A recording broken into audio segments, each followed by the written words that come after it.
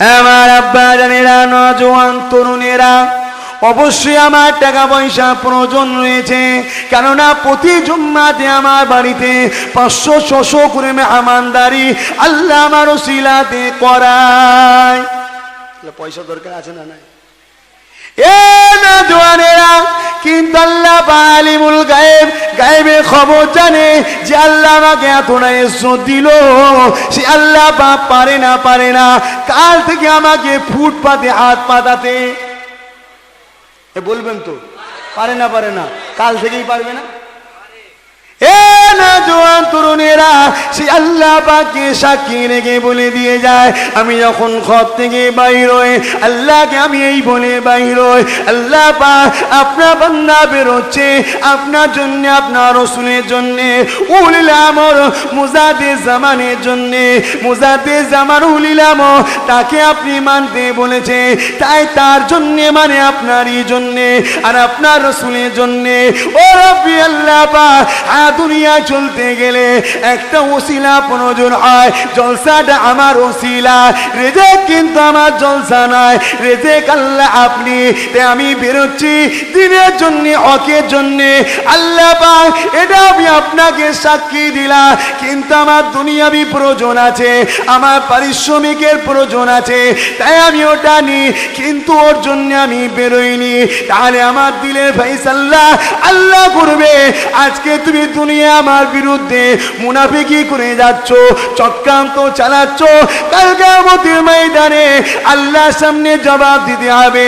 এ নওজোয়ান তরুণেরা, কি ভাবছো জানি না, তবে মনে রেখে দেবে ময়দানে মাশরটা তো কঠিন দিন হবে। আল্লাহ নবী জানিয়ে দিলে যে জমিনটা পুরোপুরি তামা যেমন লাল হয়ে যায়, ওই রকম জমিনটা লাল হয়ে যাবে।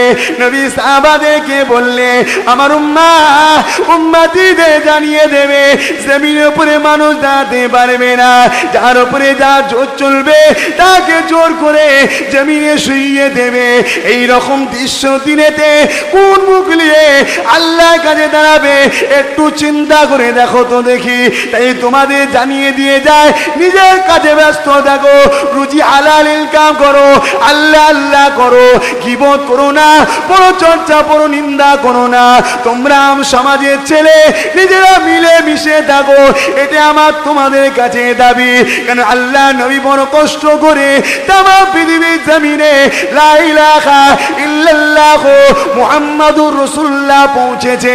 নবী পাকের পাশে দাঁড়িয়ে এই কালিমার দ্বিতীয় তাবলীগ আল্লাহ জমিনে যিনি প্রথম করেছিলেন তিনি হলেন হযরতে আবু বকর সিদ্দিক।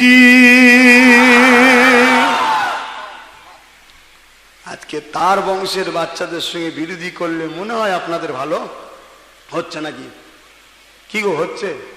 দেখেন, যদি মনে হয় ভালো হচ্ছে আরো বেশি করে, আর যদি বিবেক বলে যে না দরকার নেই বাবা, কোনটা ঠিক কোনটা ভুল আমরা আম মানুষ বুঝি না, হুজুর তোমাকে আমরা ভালোবাসি, তোমার সাথে থাকবো, কিন্তু তোমার কথায় আমি কাউকে ফোনে গাল দিতে পারবো না, এইটা বলে চুপচাপ থাকো।